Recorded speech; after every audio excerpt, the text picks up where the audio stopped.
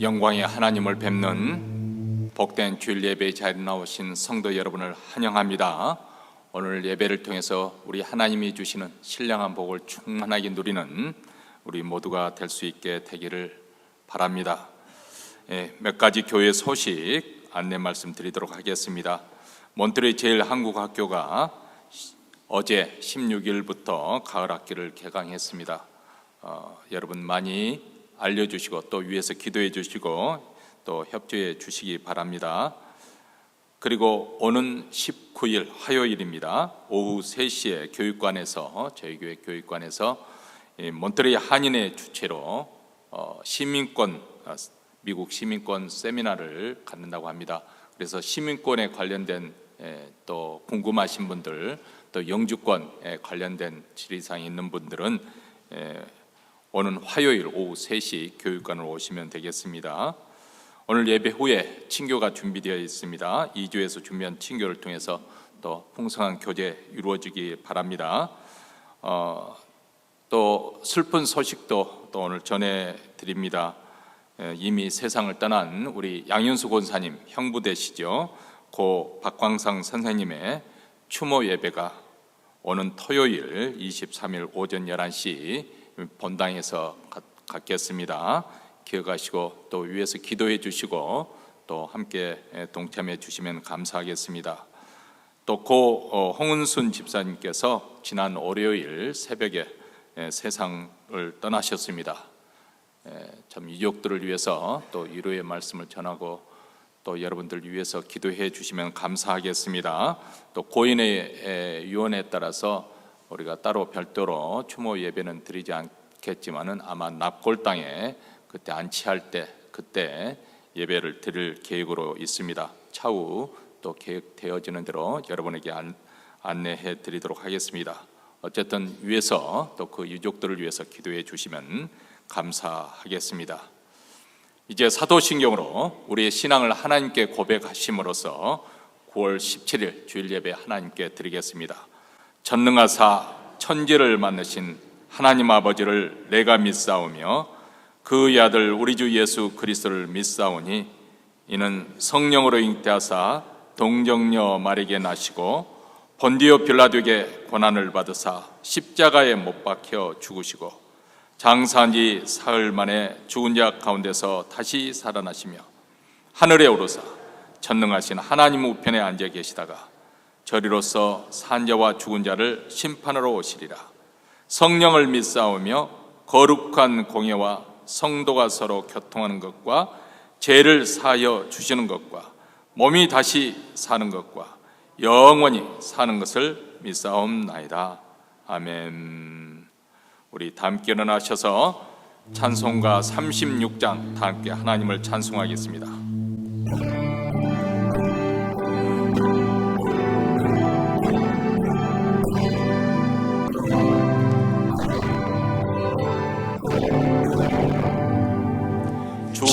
예수 이름 높이며 다 찬양하여라.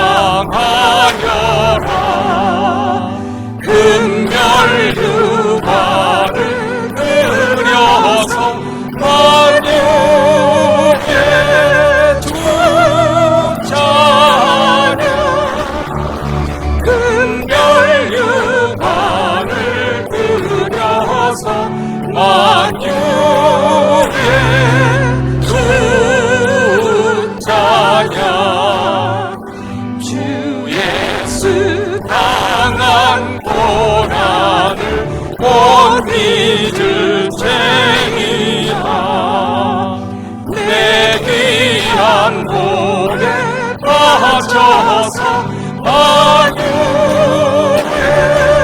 주 찬양. 내 귀한 볼에 빠져서 만유의 주 찬양. 이 지구 위에 거하는 온 집과 족속들 그 크신 이름 높여서 만유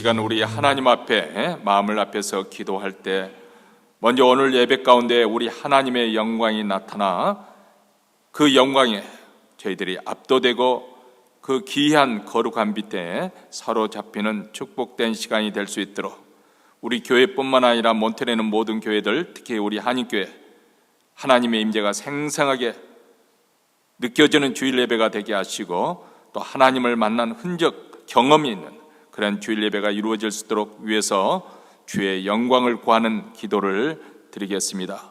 두 번째로는 지금 우리는 천재지변으로서 이곳저곳에서 많은 사람들이 죽고 또 부상을 당하고 고통을 당하고 있는 그런 참상을 또 우리가 뉴스로 듣고 있습니다. 하나님, 이렇게 말세의 징조가 보이고 있는 이런 세상 가운데 우리 믿는 자들 정신을 차리고 정말 하나님의 은혜가 충만하고 또 깨어 각성하며 복음의 역사를 일궈갈 수 있도록 하나님, 그 고통받는 그 땅에도 하나님 나라가 더욱더 힘있게 임하기를 원합니다. 이렇게 복음의 역사가 일어날 수 있도록 위해서 기도하십시다. 세 번째로는 오늘 또 이 아침에 우리 가정, 우리 자신의 간절히 소원하는 기도 제목을 하나님께 아뢰겠습니다.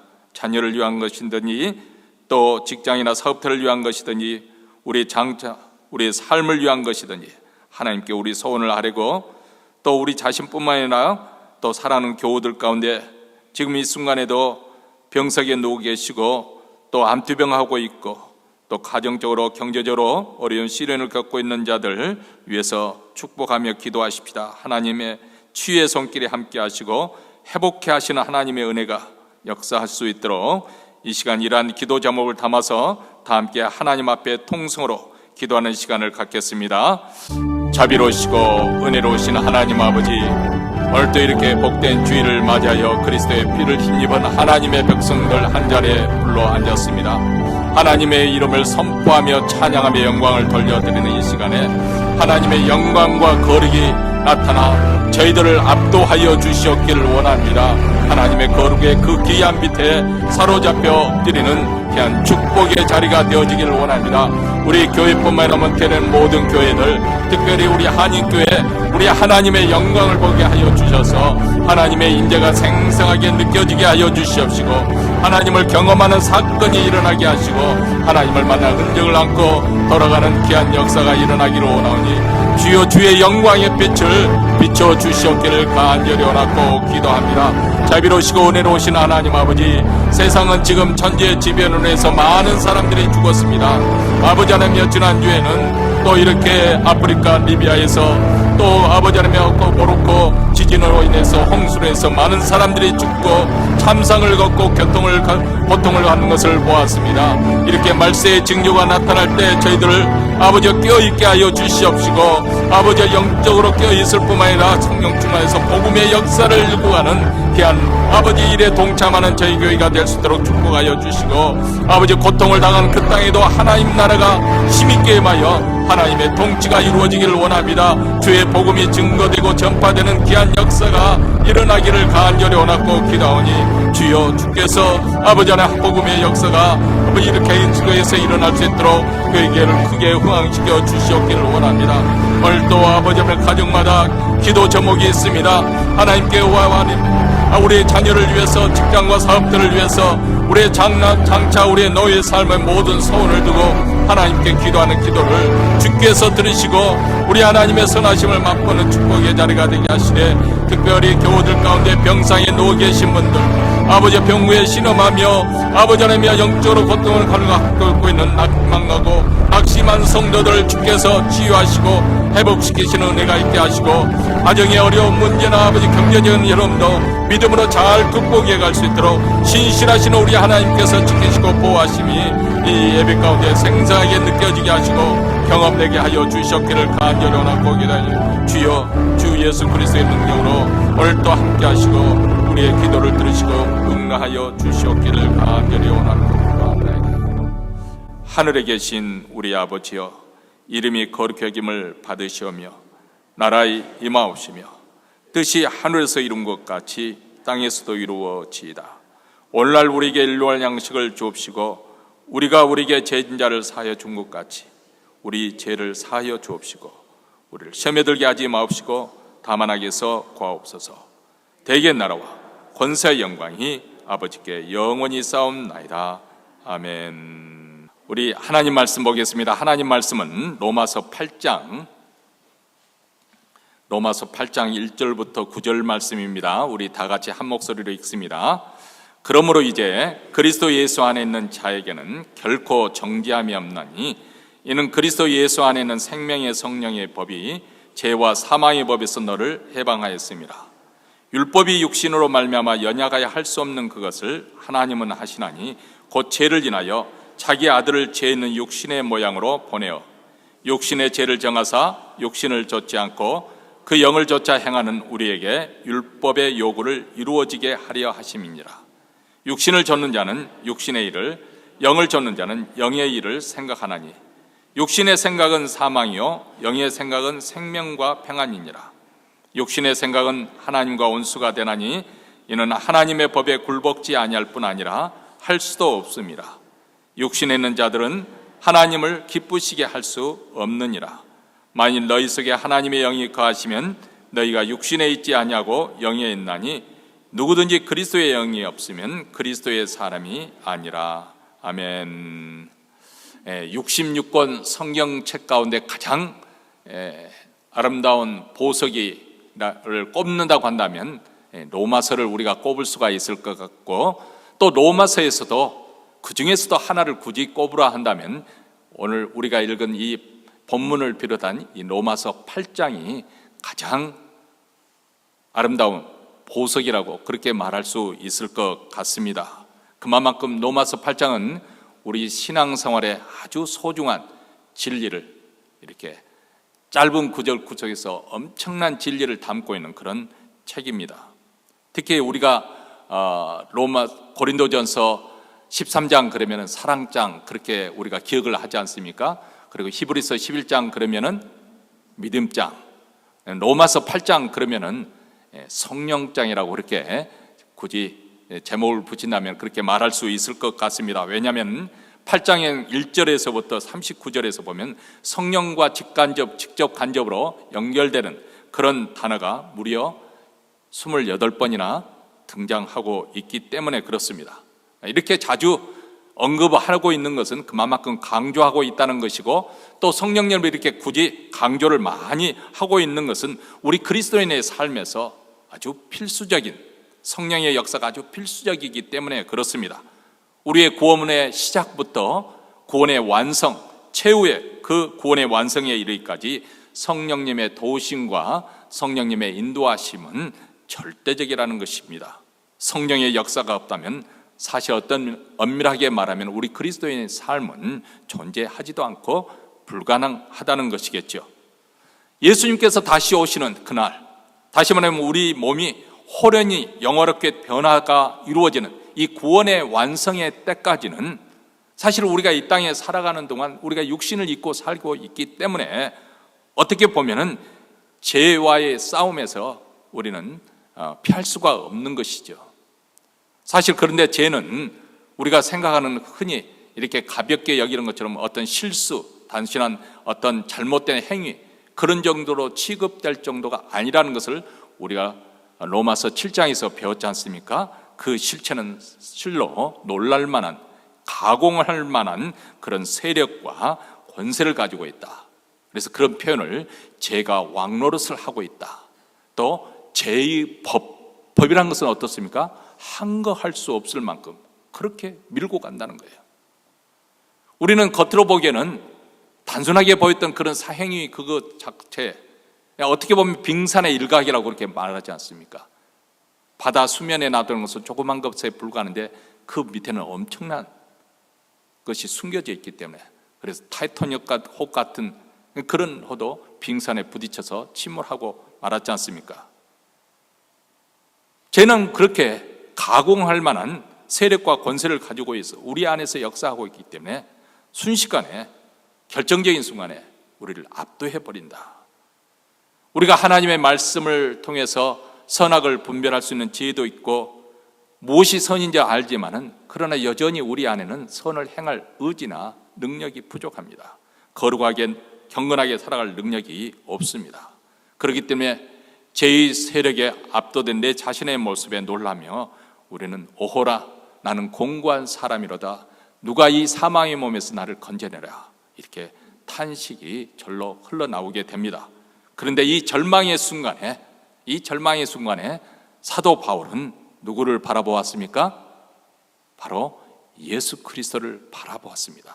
그리고 감사를 합니다. 왜냐하면 예수 그리스도와 그분의 십자가를 통해서 하나님께서 우리를 위해서 어떤 일을 행하셨는가, 하나님의 구원의 행위, 구원의 역사를 깨달았기 때문에 그렇습니다. 예수님이 왜 십자가에 못 박혀 죽어야만 하는 것인지 더 절박하게 절실하게 깨닫게 되고, 예수님의 그 십자가의 죽음은 내 힘과 내 의지로는 도저히 죄의 세력에서, 죄의 포로에서, 죄의 종설에서 벗어날 수가 없었는데 우리를 자유케 하기 위해서 하나님의 아들이신 예수님께서 십자가에 죽으시도록 하나님이 내어주셨다는 것입니다. 이 놀라운 하나님의 구원의 행위가 우리의 신앙생활에서, 우리의 실제 삶에서 실제적으로 적용돼서 효력이 발생되도록 하게 하는 것, 그분이 바로 성령 하나님이십니다. 여러분이 크레딧 카드를 신청하면 이제 카드가 오지 않습니까? 그러면 거기에 카드에 쓰여져 있죠. 액티베이트 하라고. 여러분이 그 카드에서 전화하면은 그때부터 그 순간부터 액티베이트 카드가 이제 찌르면은 작동이 되는 거죠. 액티베이트 시키지 않으면은 아무리 뭐 가스를 넣고 난 다음에 카드를 찔러도 효력을 발휘할 수가 없지 않습니까? 바로 성령께서 하나님의 엄청난 이 구원의 은혜를 우리에게 적용시키시고 우리라면 그 은혜를 누리게 하시는 분이 바로 성령 하나님이십니다. 그래서 로마서 8장은 우리가 구원받은 이후에 우리가 어떻게 하면서 죄와의 싸움에서 승리할 수 있는 것인지, 이 성령의 역사로 그 승리가 가능한 것을, 아니 가능할 정도가 아니라 넉넉히 이기는 승리의 삶이 있다는 것을 우리에게 보여주고 있습니다. 로마서 8장 37절에 그러나 이 모든 일에 우리를 사랑하시는 이로 말미암아 우리가 넉넉히 이기느니라. 넉넉히 이기느니라. 이런 승리의 삶, 이것은 성령의 도우심 없이는 불가능한 것입니다. 우리가 그렇지만 성령님을 의지하고 성령님을 쫓아 살 때는 우리에게 넉넉한 승리가 주어진다는 것입니다. 그렇기 때문에 로마서 8장은 이제 오늘부터 또 어떻게 보면 7장까지는 여러분들이 수고하셨어요. 따라오시느라고 아주 수고를 하셨는데, 어떻게 보면 아주 높은 전망, 올라가기까지는 참 고생을 하였지만 그 정상 봉우리에 서게 되면 그 시야가 확 넓혀지면서 그 골짜기 앞에 그 광활한 그 땅들이 펼쳐지는 놀라운 광경을 구경하게 되는 것인데, 바로 로마서 8장은 그런 모습을 그렇게 우리로 하여금 시야를 넓혀주는 놀라운 그런 역할을 하기 때문에 한마디 한마디가 다 소중하고, 한 구절 한 구절, 이 구절을 우리가 음미하면서 말 그대로 우리의 살이 되고 뼈가 되고 우리의 그 피가 될 수 있도록 그것을 완전히 소화시킬 수만 있다고 한다면 우리에게 놀라운 영적인 승리의 삶이 이루어지게 될 것이고, 이를 통해서 영생의 능력과 권세가 나타나고 그리고 영적 승리가 이루어질 것이라는 것을 확실합니다. 자, 오늘 주어진 본문에서 우리가 첫 번째, 우리가 어떻게 하면 우리가 그렇다면 영적 승리가 이루어질 수 있는 것인가? 첫 번째는 우리가 성령의 세력 안에 들어와 있다는 것을 확인하라는 것입니다. 자, 1절과 2절 말씀 우리 함께 한 목소리 읽습니다. 그러므로 이제 그리스도 예수 안에 있는 자들에게는 결코 정죄함이 없나니 이는 그리스도 예수 안에 있는 생명의 성령의 법이 죄와 사망의 법에서 너를 해방하였습니다. 자, 7장 마지막 게는 절망적인 그런 탄식이 쏟아져 나는데, 마지막 구절에 보면 하나님께 감사한다. 왜 감사할 수밖에 없는 것인가? 오늘 본문에 나와 있습니다. 1절과 2절. 예수 그리스도 안에 있는 자는 결코 정죄함이 없다. 우리가 그런 절망적인 상황에 있지만은 결코 정죄함이 없다. 그뿐만 아니고 그리스도 예수 안에는 생명의 성령의 법이 죄와 사망의 법에서 너를 해방하였습니다. 자, 우리가 영적 승리의 삶을 살기 위해서 필수적으로 우리가 확인해 봐야 될 그런 과정이 있는데, 그것은 바로 우리 그리스도인, 구원받은 우리 그리스도인들은 도대체 어떤 존재인가 하는 것을 확인해 보아야 된다는 것입니다. 하나님께서 도대체 우리를 위해서 그리스도 안에서 어떤 일을 행하시는가, 그리스도를 통해서 어떤 은혜를 우리에게 베풀어 주시는가, 우리 그리스도인 존재는 도대체 어떤 자인가, 이것을 확인해 보아야 됩니다. 하나님께서 그리스도를 통해서 이루어진 그 일들이 어떤 변화를 우리에게 가져왔는가. 우리는 예수 믿기 전에 죄의 종으로서 살았다고 했습니다. 죄를 범하고 그 대가로 사망의 세력, 어둠의 세력 아래에 있었습니다. 그렇기 때문에 아무리 죄의 소욕과 정죄의 의식에서 벗어나고자 하여도 벗어날 수가 없는 그런 한계 속에서 우리는 살았습니다. 그런데 예수를 믿음으로 말미암아서 우리는 죄와 사망의 세력에서 해방되었다. 자, 골로새서 1장 13절과 14절에서는 이것을 다시 이렇게 표현을 해주고 있습니다. 그가, 여기서 그라는 것은 하나님을 말씀합니다. 그가 우리를 흑암의 권세에서 건져내사 마귀의 세력, 어둠의 세력, 죄의 세력, 그 흑암의 권세에서 우리를 건져주셨다는 것입니다. 건져주셨을 뿐만 아니라 출애굽을 하게 하셨을 뿐만 아니라 그의 사랑의 아들의 나라, 바로 예수 그리스도의 왕국, 빛의 나라, 은혜의 왕국으로 옮기셨다. 마치 이스라엘 백성들이 가나안 땅에 들어가게 한 것처럼 그 나라로 옮기셨다. 다시 말하면 예전엔 죄가 왕노릇을 하고 있어요.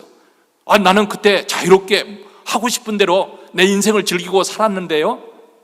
아닙니다. 죄의 종노릇을 하고 있었어요.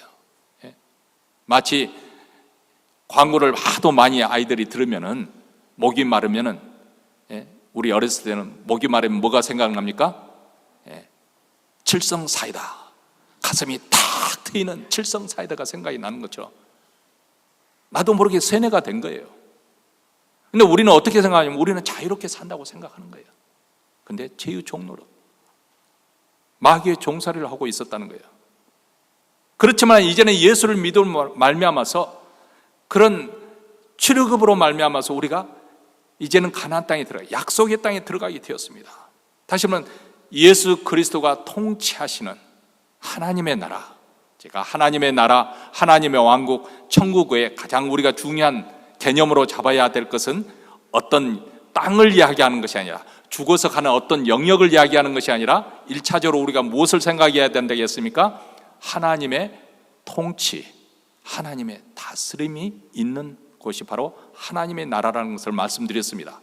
그러니까 예수를 믿는 우리는 이제는 하나님의 말씀에 순종하며 사는 우리는 하나님께서 이를 통해서 통치하시는 거예요. 다스리시는 거예요. 이것은 마치 공산 치하에 시달리던 북한 병사가 탈출해서 남하해가지고 자유대안의 보호를 받는 것처럼, 예전에는 우리가 한국에 살아서 한국 법의 지배를 받았는데 이제는 미국으로 이민을 와서 미국 법의 지배를 받고 미국의 보호를 받고 있습니다.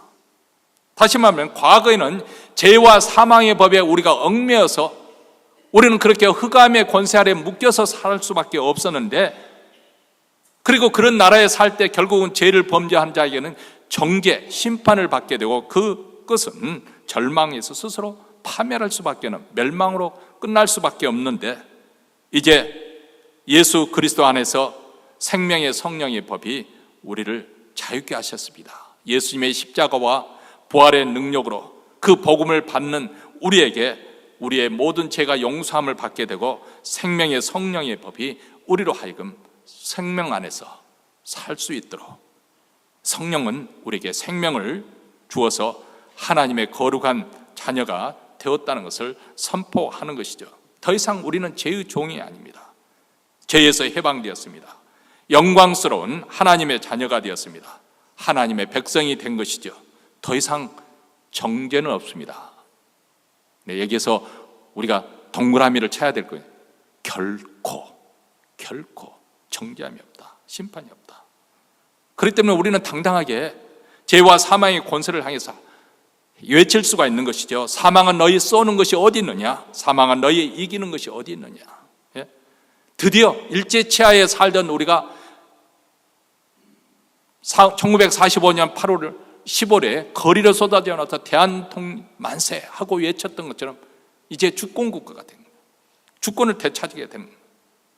이제는 하나님의 통치가 우리에게 임하게 된 것입니다. 자, 여러분, 이 1절과 2절의 말씀이 얼마나 놀라운 말씀이고 충격적인 선언인가. 우리가 조금 멈춰서 다시 한번 이 말씀의 의미를 그냥 쏟아 내려갈 것이 아니고 한번 음미를 해보시기 바랍니다. 근데 왜 이 말씀이 우리에게 별로 충격적이지 못할까? 그 이유는 간단합니다. 이 말씀을 선언한 이 말씀의 그 수준으로 우리가 받아들이지 못하고 그냥 내 수준으로, 내 지식과 내 경험에서 이 내 수준에서 이 말씀을 해석하면서 축소시켜 버리기 때문에 그렇습니다. 내 삶 보면은 뭐 그 정도까지 내가 뭐 예수 믿어도 뭐 죽어서 천국에 간다는 것은 참 감사한 일이고, 그러나 내가 지금 현재 살아가는 것을 보면은 이 말씀이 실감이 되지 않는 거예요. 여전히 내 마음속에는 정죄의식이 있고 죄책감이 늘 있고 이렇게 살아서는 안 될 건데 이런 생각이 가운데서 의기소침하고 그렇게 사는 내 모습을 볼 때 도대체 이 말씀이 그냥 하나님의 차원에서 선포되는 것이고 목사는 하나님의 말씀에 선포되는 것이 실제적으로 내 말씀에 내 삶에 적용될 수 있을까? 이런 의문점을 갖고 있는 것이죠. 그래서 많은 사람들이 이 진리를 제대로 누리지 못하고 또 즐기지를 못하는 거죠. 왜냐하면 내가 죄를 짓고 있지 않는 이상 내가 정죄의식에서 벗어나지만은 언제든지 또 죄를 범하면은 여전히 죄책감 속에서 정죄의식에 시달리고 있기 때문에 그렇습니다. 그래서 우리가 이 둘 사이에서 정죄에서 해방된 사건하고 정죄의식, 이 죄책감에서 왔다 갔다 하며 사는기 때문에 어떻게 보면 우리 그리스도인에게 누릴 수 있는 그런 기쁨과 확신이 없게 되는 것이죠. 그래서 마귀가 봐라, 내가 그러고도 하나님의 아들이라고 말할 수가 있겠어? 너 그러고도 하나님께 사랑을 받을 수가 있겠어? 이렇게 참소를 하면 그만 덜커덕 주저앉아 버리죠. 침체에 빠지게 되고 낙심하게 되고 좌절하게 됩니다. 이렇게 스스로 자기 자신을 변증하지 못하고 고추 세우지 못하게 되면 우리 신앙생활이 어떻게 되겠습니까? 늘 죄의식 속에서 나는 별 볼 일이 없는 사람이야, 이 무가치함 속에서 시달릴 수밖에 없는 것이죠. 여기에 신앙생활의 체념, 뭐 그래 봐야, 뭐 목사는 그렇게 막 떠들어서 뭐 강조를 하고 있지만은 뭐 그래 봐야 그저 그런 것이지. 그런 세계에 들어가 보지를 못하는 거죠. 그 은혜 세계에 있음에도 불구하고 누려보지 못하는 것이죠. 하나님의 말씀이 약속한 그 풍성함과 부요함에 들어가지 못하고 산다는 것이 얼마나 우리 그리스도인들에게 안타까운 일인 것이고 또 불행한 일인 것인지. 여러분, 그런데 이 말씀 우리가 다시 한번 생각하셔야 됩니다. 로마서 1장에서부터 오늘에 이르기까지 계속 강조하고 있는 바는 무엇이냐면 우리 인간의 힘으로는 불가능하다는 거예요. 내 스스로 내 자신을 구원하기는 불가능하다는 거예요. 그러므로 구원은 누구로부터 말미암습니까? 하나님으로부터 말미암습니다. 하나님이 먼저 우리를 찾아오시고 하나님이 우리를 위해서 어떤 일을 행하셨는데 바로 그것이 그리스도 안에서 이루어진 놀라운 십자가의 사건이라는 것입니다. 다시 말하면 구원의 일은 하나님이 작정하시고 하나님이 계획하시고 하나님이 진행하시는 일이기 때문에 그것은 우리의 느낌과 우리의 감정 상태와 우리의 뭐 어떤 영적인 상태, 이게 좌우된 일입니까? 영향을 받지 않아요. 왜냐하면 하나님의 차원에서 이루어진 것이기 때문에. 그래서 결코 정죄함이 없고 죄와 사망의 법에서 해방되었다고 이렇게 선언하고 있는 것이고 또 이 일을 이루신 분이 바로 하나님이시라는 거예요. 여기서 조금 더 설명을 하고 싶은데 설교가 길어질까 봐서 그러는데요. 우리 하나님은 영원하신 분이세요. 그러니까 우리의 구원은 영원히 단번에 이루어졌습니다. 자, 그런데 인간의 고뇌는 어디서부터 오냐면 우리도 그냥 한 번 인생 딱 그렇게 살고 천국에 가면 좋겠는데 우리는 구원 받는 이후에도 여전히 찌질한 모습으로 살아가야 하는 거거든요. 그러다 보니까 매일 죄와 투정이 있고 때로는 죄와에 쓰러지기도 하고 그래서 우리는 좌절하고 그러는 거예요. 그렇기 때문에 결코 정죄함이 없다는 이 진리가 나하고는 별로 상관이 없는 것 같아요. 내가 죄를 짓지 않으면은 그렇지, 하나님이 나를 구원해 주셨고 나는 더 이상 심판에 이르지 않을 거야, 그런 담대함이 생기고, 그러다가 또 죄를 지으면은 하나님이 나를 판단하시고 정죄하는 것처럼 그렇게 느껴지는 거예요. 왜냐하면 내가 오늘 현실 속에서 실존 상태에서 살고 있기 때문에 그런 것입니다. 그런데 우리 하나님은 영원하신 분이세요. 우리의 과거나 현재나 미래를 한눈에 마치 오늘처럼, 그래서 그 하나님을 가리켜서 아브라함의 하나님이요, 이삭의 하나님이요, 야곱의 하나님이다. 우리 한글 성경에는 이 시제가 나타나지 않아서 우리가 이 맛을 제대로 누릴 수가 없는데요. I am the God of Abraham. I am the God of Isaac. I am the God of Jacob. 이 말은 무슨 말이냐면 나는 아브라함의 하나님이었고 이삭의 하나님이었고 야곱의 하나님이었다. 그들이 살았을 때 내가 그의 하나님이었어. 근데 그들이 죽었잖니? 과거 시제로 말하고 있는 것이 아니라 비록 그들은 죽었지만은 마치 우리 하나님은 과거도 현재처럼 보실 수 있는 분이세요. 왜냐하면 그분은 영원하신 분이기 때문에. 그래서 하나님은 여전히 죽은 자의 하나님이 되시는 거예요. 물론 살아있는 하나님이 되시기도 살아있는 자들의 하나님이 되시기도 하지만 죽어있는 자의 하나님이시기도 하고 미래에 살아갈 우리의 하나님이시기도 합니다. 그렇기 때문에 우리의 구원은 영원히 단번에 이루어졌지만은 또 매일 하나님께서 우리를 구원해 주시는 거예요. 우리는 매일 죄와의 싸움이 이루어지는 것이고 우리가 실패하더라도 정죄하지 않겠다는 거예요. 왜냐하면 영원히 단번에 우리를 구원해 주셨기 때문에. 그래서 3절에 보면 어떻게 이 일을 가능하게 하셨는가? 어떻게 이 일을 이루셨는가? 하나님이 어떤 일을 행하시는 계속해서 이렇게 말씀합니다. 율법이 육신으로 말미암아 연약하여 할 수 없는 그것을 하나님은 하시나니. 자, 우리는 이전에 육신에 약해서 번번이 죄에 넘어졌어요. 그래서 율법의 높은 수준에 도달할 수가 없었습니다.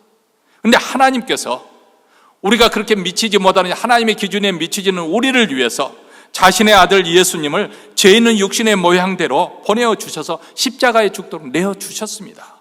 그래서 우리 대신 하나님의 죄에 대한 형벌을, 하나님의 심판을 예수 그리스도께서 대신 담당하게 하셨습니다. 그것이 바로 계속해서 3절과 4절에서 말씀하고 있는 것이죠. 곧 죄를 인하여 자기 아들을 죄 있는 육신의 모양으로 보내어 육신의 죄를 정하사. 이 말은 예수님이 우리 죄를 대신 담당하셨다는 거예요. 그래서 육신을 쫓지 않고 그 영을 쫓아 행하는 우리에게 율법의 요구를 이루어지게 하려 하십니다. 그래서 우리는 율법의 요구를 이룰 수가 없었는데 예수님께서 그 율법의 요구를 다 이루어 주셨다는 것입니다. 여기에 바로 사단이 더 이상 우리를 송사할 수가 없는 거예요. 고발할 수가 없는 거예요. 사단이 아무리 우리를 참소해도 하나님 보좌 우편에 계시는 예수님이 맞습니다. 아무개가 죄인이지만은 그래서 내가 그 사람의 죄를 위해서 내가 십자가에 죽었어. 피를 흘려 주었지 않습니까? 내가 죄값을 다 치러 주었습니다. 예수님이 우리를 위해서 이렇게 변론하시는 거예요. 그렇기 때문에 우리는 죄와 사망의 권세로부터 해방 주셨습니다. 그 하나님의 은혜를 찬송할 수밖에 없고 감격해서 우리가 은혜 아래서 은혜의 사람으로 살아가는 것이죠. 자, 그렇지만 현실적으로는 우리 믿는 자들이 세상에 지금 많이 욕을 먹고 있습니다. 왜 그럴까요? 이 은혜의 교례를 너무나도 비상적으로, 지식적으로 그렇게 하기 때문에. 다른 사람에게 뼈아프게 상처를 주고도 또 엄청난 죄를 지켜도 하나님께서 회개만 하면 용서해 주시니까 내가 회개했다. 하나님이 용서해 주셨지. 나는 이제는 떳떳해. 이런 정도의 그런 양심의 그 어떤 가책을 느끼지 않고 그렇게 뻔뻔스러운 모습으로 살아가는 그런 것을 보고 세상 사람들이 아주 저 사람들 사기꾼 아니야? 위선자들이다. 그렇게 욕을 하는 것이죠. 과연 놀라운 은혜의 교리가 그렇게 사용돼도 되는 것일까요? 그렇게 사는 것은 진리를 애곡시키고 마귀에게 속아 사는 것입니다. 그렇다면 우리가 어떻게 해야 될까? 어떻게 보면 이런 정죄의식에서 현하지 못하고 있는 그리스도인들 한쪽으로 그렇게 치우쳤다면 또 다른 한편에서는 이 교리를 남용해서 나는 아무 문제 없어요. 회개하면 용서해 주신다니까 그렇게 뻔뻔스러운 모습을 살고 있는 그 또 다른 극단의 모습에서 우리가 치우치지 않고 어떻게 하면 그러면 올바른 크리스찬의 길로 갈 수 있는 것일까? 그래서 바로 우리가 적극적으로 그런 은혜를 받은 우리가 적극적으로 성령님의 순종함으로 인도함을 받아야 된다는 것입니다. 그래서 우리가 죄와의 영적 전투에서 승리하기 위해서 두 번째로 우리는 성령을 쫓아 살아야 된다고 말씀하고 있습니다. 5절과 6절의 말씀입니다. 우리 다 같이 읽겠습니다. 육신을 따르는 자는 육신의 일을, 영을 따르는 자는 영의 일을 생각하나니 육신의 생각은 사망이요 영의 생각은 생명과 평안이니라. 자, 우리가 더 이상 육신을 쫓지 않고, 여기서 육신이라고 하는 것은 뭐 육체를 지금 살과 피인 육체를 말하고 있는 것이 아니고 세상적이고 정욕적이고 마귀적인 그런 육신의 그런 마음의 소욕을 쫓아 사는 그 삶을 말합니다. 근데 우리는 그렇게 육신에 쫓아 사는 것이 아니라 성령을 쫓아 살아야 된다. 세상적인 것에 소망을 두고 어떻게 하면은 더 많은 것을 가지고 누리고 그렇게 살까? 어떻게 하면 먹고 마시고 즐기며 인생을 즐기며 살까? 이것만 생각하는 거예요. 뭐 이것을 전혀 뭐 잘못됐다 뭐 그렇게 말씀드리는 것이 아니라 순전히 그 생각은, 그 사람의 생각은 이런 세상적인 것만 관심을 두고 소망하는, 소원을 두고 사는 삶을 말하는 것이겠죠. 그런데 물론 이렇게 육신을 쫓아 사는 삶이도 이 땅에 있는 동안 잠시 잠깐 쾌락을 누릴 수가 있습니다. 그런데 그 결과가 어떻다고 말씀하고 있습니까? 6절에 육신의 생각은 사망이요. 그 결과가 사망이라는, 멸망이라는 거예요. 반면에 영의 생각은 생명과 평안입니다. 자, 이 갈림길이 어디서부터 일어났습니까? 육신의 생각, 영의 생각. 다시 말하면 우리의 생각에서부터 그 결론, 그 결과가 달라진 것을 볼 수 있습니다. 다시 말하면 우리가 무슨 생각을 하고 사는가 하는 것이 굉장히 중요하다는 거예요. 사람들은 이 생각이라는 것은 아무도 볼 수 없는 것이기 때문에 내가 자유롭게 해도 아무 상관이 없을 것이다. 뭐 보지 않으니까 무슨 생각인들 못하겠습니까? 그런데 여러분, 이 생각은 마치 씨앗과 같습니다. 씨앗을 땅에 심으면 그것을 품고 있던 그 땅에서 마침내 발화를 하게 되고, 그리고 그것이 자라서 열매를 맺게 됩니다. 이와 똑같이 생각은 어떤 행동을 낳게 되고, 행동은 습관을 가져오게 되고, 습관으로 굳어지게 되면 그 사람의 성격, 성품이 되는 것이죠. 나중에는 고치려고 해도 고칠 수가 없어요. 그렇게 생각하고 그렇게 사고하니까. 예전에 아주 유명했던 전유성 개그맨이라는 분이 책에 이런 이야기가 있었어요. 우리 인간은 예를 들어서 이제 예를 들어보면 제 손에 볼펜이 있다고 하면 이 볼펜을 가지고 어떻게 글씨를 예쁘게 쓸까, 그런 생각을 하는 게 정상적으로 보통 사람들이 하는 것이잖아요. 뭔가 기록을 남긴다든지 또 내 감정을 표현한다든지 이렇게 하는데, 깡패의 손에 이 볼펜이 들어가면은 어떻게 생각하냐면 여러 것을 가지고 저 사람을 탁 이렇게 찍으면 전치 몇 주가 나오겠지, 이런 생각을 한다는 거예요. 이 생각 바탕이 그렇게 아주 사고 구조가 그렇게 되어 있다는 거예요. 이게 바로 육신적인 생각을 하고 늘 그 가운데 사는 사람의 살아가는, 그러니까 생각하는 것 자체가 세상적인 거예요. 세속적인 거예요. 여러분들이 오랜만에 고국에 돌아서 예수 믿지 않는 동창생을 만나서 이야기 한번 해보세요. 처음부터 끝까지 술과 담배에 쩔어 있어가지고 아주 세속적인 욕망과 그런 소욕에 의해서 그것을 계속해서 분출해내고 있는 것을 여러분은 알게 될 것입니다. 예수 믿는 것이 얼마나 고맙고 감사한지 깨닫게 될 것입니다. 예수께서도 마태복음의 7장에 보면 좋은 나무가 나쁜 열매를 맺을 수 없고 못된 나무가 아름다운 열매를 맺을 수 없다. 아름다운 열매를 맺지 않은 나무보다 찍혀 불에 던지느니라, 이렇게 말씀했습니다. 다시 말하면 사람들은 그 마음에 품고 있는 것이 말로서 또 행위로서 결국은 나타나게 된다는 것입니다. 그렇기 때문에 우리가 거룩하고 경건한 생각을 힘써 이렇게 해야 될 이유가 바로 여기 있습니다. 왜냐하면 영의 생각은 생명과 평안이기 때문에 그렇습니다. 7절 말씀에 이릅니다. 육신의 생각은 하나님과 원수가 되나니 이는 하나님의 법에 굴복하지 않을 뿐 아니라 할 수도 없습니다. 나중에는 하려고 해도 할 수가 없게 된다고 하는 것이에요. 우리 생각에는 이 세상 그 건강할 때 인생을 마음껏 즐기다가 숨이 꼴딱꼴딱 할 때 하나님 잘못 살았습니다, 회개합니다, 그리고 난 다음에 천국에 간다면 그것처럼 좋은 일이 없지 않겠는가, 그렇게 생각하는 분들이 계세요. 그런데 그것은 자기 생각이죠. 왜냐하면 일생은 죄의 길로 걸어온 사람, 죄의 소욕을 쫓아 사는 사람은요, 죽는 그 순간에도 회개할 수가 없어요. 마음이 굳어져 있어가지고. 회개하고 싶은 그런 마음이 들까요? 그런 생각이 없어요. 오히려 그런 사람들은 분이나 왜 하나님이 나에게 이런 병을 주셔서 나를 이렇게 고통스럽게 하는 건가, 오히려 하나님을 원망하고 불평하고 그렇게 하다가 세상을 떠납니다. 왜냐하면 일생 동안 육신적인 생각만 살다가 거기에 사로잡혀 있기 때문에 그렇습니다. 하나님의 영이 지배를 받지 않는 거예요. 하나님의 그 생각은 하나님과 원수가 된다고 말하고 있습니다. 그래서 하나님 말씀을 들어도 불편해요. 불쾌해요. 아니 그렇게 살면 무슨 세상에 즐거움이 있겠는가, 이렇게 생각이 되어지는 거죠. 그래서 하나님의 법에 굴복하지 않을 뿐만 아니라 할 수도 없다. 가끔 그런 경우가 있을 수 있잖아요. 요즘 내가 예배 드리러 가도 은혜를 받지 못해. 말씀을 들어도 지루하고 은혜로 느껴지지 않아. 물론 가장 먼저 말씀을 전하는 이 목사가 해결을 해야 되겠죠. 그런 말을 들으면. 그래서 어느 목사님이 설교를 하시는데 앞에서 꾸벅꾸벅 좋으니까 옆에는 권사님이 권사님, 아무개 권사님 좀 깨우세요 그랬더니 그 권사님이 아니 목사님이 재워놓고 왜 나보다 깨우라고 하냐고 그랬다고 하시지 않습니까? 물론 말씀을 전한 자도 책임이 있겠죠. 그렇지만 더 책임을 져야 될 것은, 그렇다고 해서 이 목사가 여러분의 영혼을 다 책임져 주는 거 아니잖아요. 결국은 하나님 앞에 여러분이 서게 될 때 이 목사 책임 핑계를 댈 겁니까?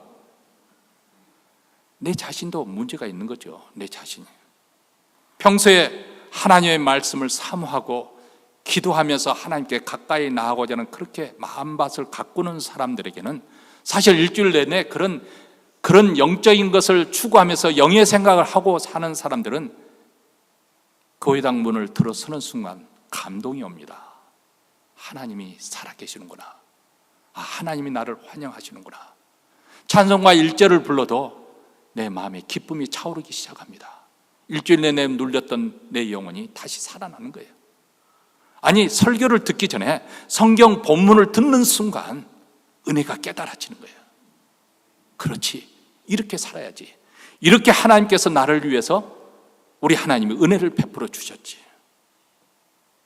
근데 만약에 우리가 평소에 그냥 세상적인 생각, 먹고 놀고 즐길 생각만 하고 또 세상 근심, 걱정만 사로잡혀 살다가 또 세상의 온갖 추한 생각에 뒹굴다가 만약에 온다면, 그런 사람은 마치 예수님의 그 씨 뿌리는 비유 속에서 온갖 그 밭에 여러 군데 씨가 떨어지지만 그 중에 길가에 떨어진 씨와 같은 거예요. 거기서는 씨가 열매를 맺을 수가 없죠. 길가에 단단한 그 길가에 떨어졌기 때문에 새가, 공중에 나는 새가 그것을 쪼아 먹어버리죠. 그래서 마치 우리 마음에 말씀을 들어도 그것을 소화해낼 수가 없기 때문에 사단이 거두가 버린다는 거예요. 여러분, 그것을 가장 대표적으로 보여준 그 무리들이 있었습니다. 복음서에 보면 누구죠? 바리새인들이었어요. 여러분, 바리새인들은 우리보다 더 구약성에 능통한 사람들이었어요. 종교, 어떻게 보면 프로페셔널한 전문가들이었습니다. 그리고 아주 하나님을 섬기는데 열심도 있는 사람들이었어요. 자, 그런 열심이 잘못됐다는 거 아닙니다. 근데 근본적인 문제는 예수님께서 뭐라고 지적을 하시냐면, 그럼에도 불구하고 그들 마음속에는 교만과 자존심, 세상 사람들이 인정받고 칭찬을 받고자 하는 이 명예심, 이것이 그들의 마음을 사로잡고 있고, 그리고 탐욕, 음란, 이것이 그들을 마음을 자리에 잡고 있는 것이죠. 그 속에 이것들이 가득 차 있으니까 예수님의 말씀, 아니 하나님의 아들이신 그분이 이 복된 말씀을 할 때 많은 사람들이 감동이 되어지고 삶의 변화가 일어나고 병든 자들이 깨어 일어나고 구원받는 역사가 일어나는데 그들의 마음은 어떻습니까? 오히려 더 그 마음에 자극이 돼서 붕괴하는 거예요. 붕괴하는 거예요. 예수님을 미워하는 거예요. 그래서 결국은 그들이 예수님을 십자가에 못 박아 죽이도록 그렇게 모의를 해서 사람들을 충동해서 그렇게 합니다. 스스로 하나님의 원수가 된 것입니다. 8절 말씀에 육신에 있는 자들은 하나님을 기쁘시게 할 수 없습니다. 육신에 있는 자들은 하나님을 기쁘게 할 수 없다. 여러분, 노아 시대 이렇게 육신의 생활로 가득 찬 사람들의 모습이 등장을 하죠. 창세기 6장 5절에 보면 여호와께서 사람의 죄악이 세상의 관영함과 그 마음의 생각이 모든 계획이 항상 악할 뿐임을 보시고, 한마디로 하나님을 생각하지 않고 하나님을 두려워하는 마음 없고 경외하는 마음이 없어서 그저 세상적으로 먹고 마시면서 자기의 힘 가진 것을 자랑하고 그리고 남을 해하는 그런 마음을 보시고 한탄하셨다. 내가 그들을 인생을 창조하실 때는 그럴 목적으로 한 것이 아닌데, 그들이 먹고 마시면 힘이 강해진 그 힘을 가지고 무엇을 위해서 쓰느냐? 선한 일을 위해서 사용되는 것이 아니라 오히려 폭력으로 자기 만족, 자기 쾌락을 위해서 사용하더라는 거지요. 그래서 7절에 보면 이렇게 말합니다. 내가 창조한 사람을 내가 지면에서 쓸어버리되 사람으로부터 가축과 기는 것과 공중의 새까지 그러하리니. 우리 하나님의 탄식이 진노로 변하게 되고 그래서 홍수 심판으로 다 쓸어버렸습니다. 여러분, 우리 하나님은 자비로우신 분이세요. 은혜로우신 분이에요. 하나님께서 스스로 자기 이름을 걸고 나는 은혜롭고 자비로운 자다. 은혜를 베풀고자 하는 자에게는 천대에 이르기까지 내가 은혜를 베풀 것이다. 이렇게 하나님은 하나님이 너그러우신 분이고, 우리가 수만 번, 수억 번 죄를 범한다 해도 우리가 회개하면 너그럽게 용서하신 분이 우리 하나님이십니다. 그러나 또 반면에 그렇다고 해서 우리 하나님을 만홀히 여겨서는 아니 됩니다. 악한 자에게는 내가 3, 4대에 걸쳐서 그 죄를 물을 것이다. 우리 하나님께서 말씀하셨지 않습니까? 우리 하나님은 우리의 생각까지 다 아세요. 몰라서 하나님께서 그냥 지나가는 거 아니에요. 우리가 사람이 될 때까지, 어른 노릇을 할 정도로 장성할 때까지, 어린아이들이 그 철이 없기 때문에 아니면 아직 미성숙하기 때문에 해도 우리 부모들이 다 받아주잖아요. 아직 나이가 되지 않았으니까. 어른들이 그런 미성숙한 모습으로 살아간다면 그건 결코 유쾌한 일이 아닙니다. 하나님께서 우리를 그렇게 너그럽게 대하십니다. 그렇지만은 우리 하나님이 몰라서 모른 척하는 거 아닙니다. 다 알고 계심에도 그리스도의 십자가로 인해서 우리를 널리 용서하시고 기다리고 계십니다. 그렇기 때문에 우리가 구원받은 이후에 우리의 신앙생활도 여전히 하나님을 섬길 때 두렵고 떨림으로 경외함을 놓치지 않아요. 그래서 영의 생각, 이것을 하기에 힘써야 되는 것이죠. 그냥 아무렇게 살다가 천국 가면 된다, 이런 생각을 해서는 안 된다, 그 말입니다.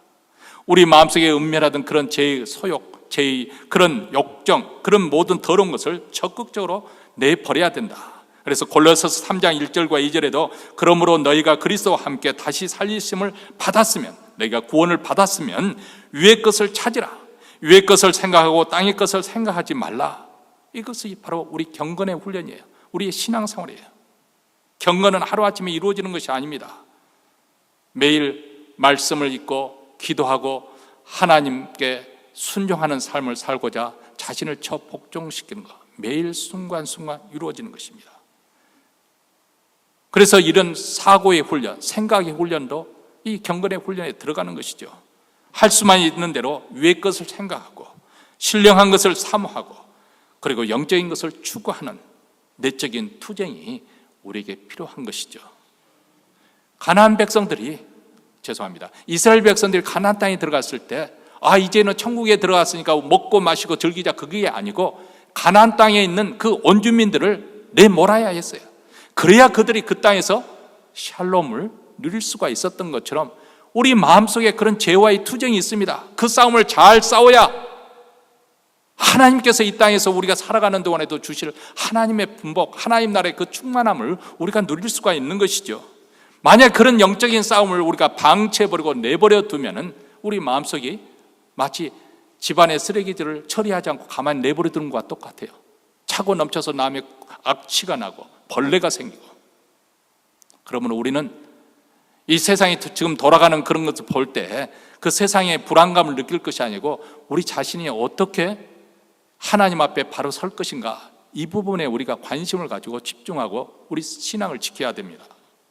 마지막 세 번째로는 우리가 영적 승리의 삶을 살기 위해서 내 자신이 그리스도의 사람인 것을 확증하시기 바랍니다. 9절 말씀입니다. 우리 다 함께 읽겠습니다.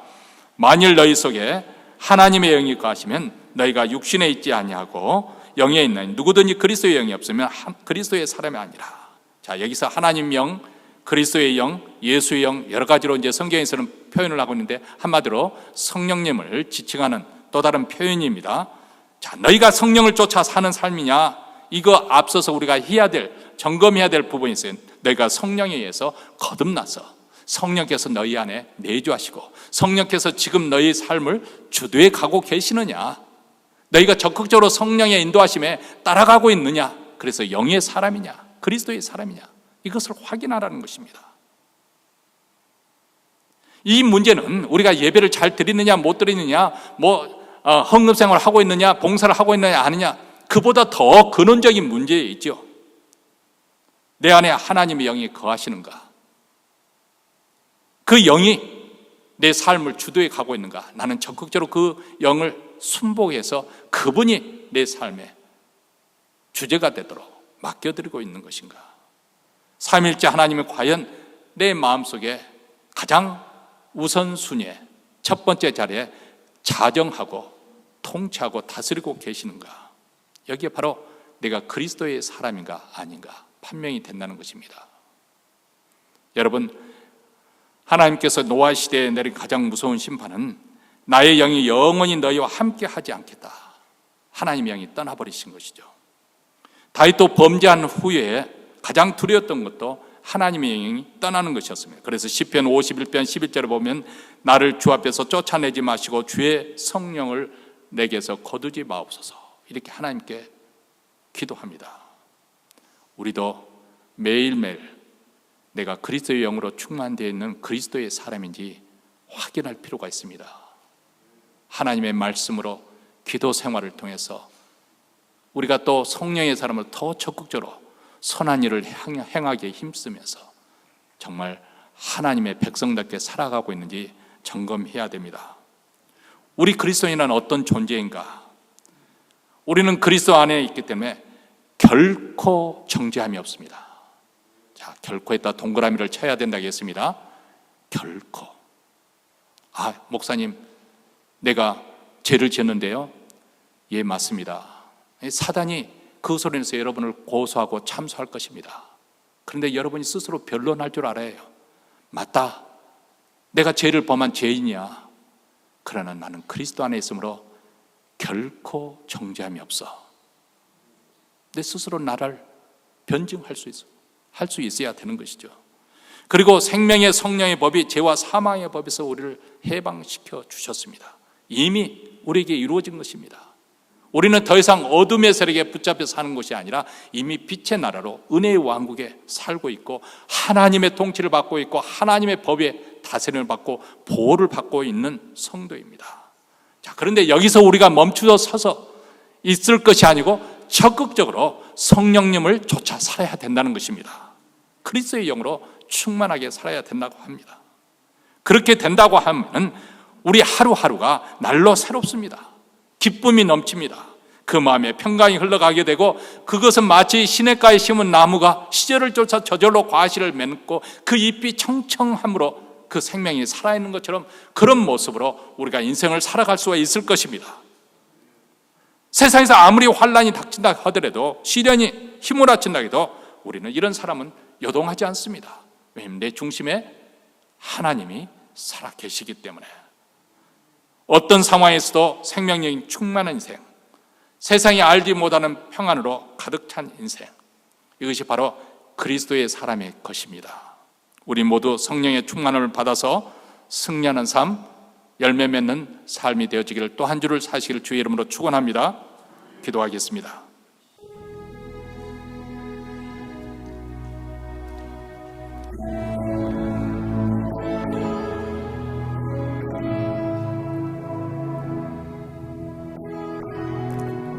사랑하는 성도 여러분,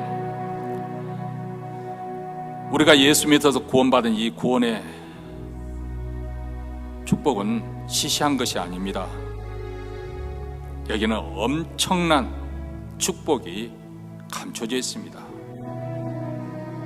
이것은 바로 하나님의 지혜요, 비밀이요, 구원이요, 의로우며 거룩하며 영생의 삶이 담겨져 있는 놀라운 것이 약속되어 있습니다.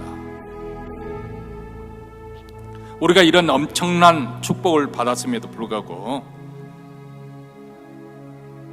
여전히 환경 탓을 하고 남 탓을 하고 산다면 얼마나 보잘것없는 신자로 우리 스스로를 전락시키는 것인가요? 오늘 받은 말씀을 다시 한번 마음에 새겨봅시다. 누구든지 그리스도 안에 있으면 결코 정죄함이 없습니다. 여기에 우리 그리스도인들의 당당함이 있습니다. 자신감이 있습니다. 그리고 죄와 사망의 법에서 생명의 성령법이 나를 해방시켰습니다. 여러분, 자신감을 가지십시오. 하나님께서 이렇게 우리를 구원하셨습니다. 그리고 무엇보다도 우리가 성령을 쫓아 살 때, 그리스도의 영으로 충만하게 될 때 우리는 세상이 감당할 수 없는 그런 믿음의 사람으로 살아갈 수가 있습니다. 이런 놀라운 축복의 비밀이 여러분 앞에도 활짝 열릴 수 있게 되기를 바랍니다. 하나님 아버지, 아무리 생각해도 우리가 하나님의 놀라운 은혜를 받기에 합당하지 않은, 적합하지 않은 존재였는데 하나님께서 그리스도를 통해서 우리가 하나님을 사랑하기 전에 아직 하나님의 원수일 때, 우리가 연약해 있을 때 우리에게 놀라운 구원을 주셨습니다.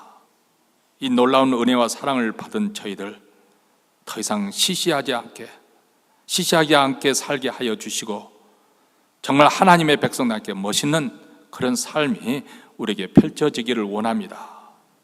이 말씀을 믿음으로 받아들이고 그 말씀이 내 삶 속에 적용되어서 작동되어서 효력이 발생할 수 있도록 도와주시옵소서.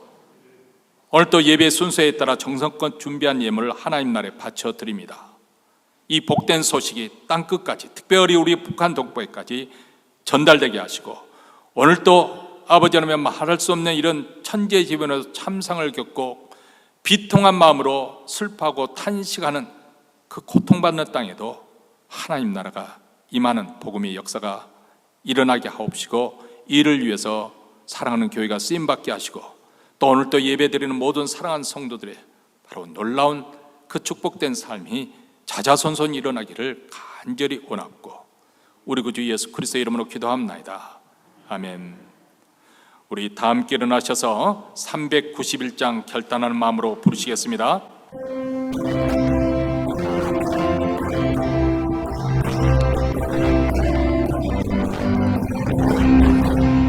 십자가 공경되어서 예수를 쫓을 때 무서워하는 마음으로 주보는 죄할까. 나의 주 그리스도 나를 성량했으니 나 십자가를 벗은 후 정열유하으니 성 높이를 흘리며 근싸움 하는데 나 어찌 편히 누워서 삼각비 바라나. 나의 주 그리스도 나를 성량했으니 나 십자가를 벗은 후 정열유하으니 이 재앙 많은 세상에 수많은 원수들 날 유혹하고 했지나 내 주만 따르니 나의 주 그리스도 나를 성량 당했으니 나 십자가를 벗은 후 정열유관 쓰니 멸류관을 쓰려고 몸 바쳐 싸울 때 주 내게 용기 주시사 이기게 하소서. 나의 주 그리스도 나를 속량했으니 나 십자가를 벗은 후 정열유관 쓰니 승리의 그날 이루어 십자가 군병들 대가를 불러 영광을 주님께 돌리리. 나의 주 그리스도 나를 속량했으니 나 십자가를 벗은 후 정열유관 쓰니.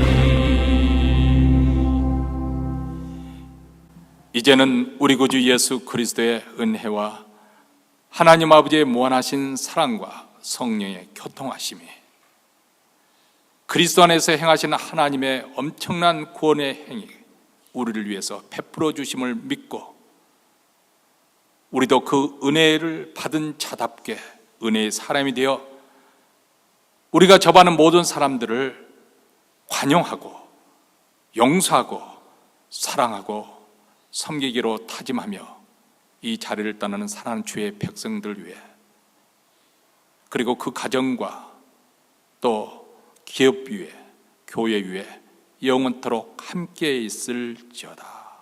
아멘.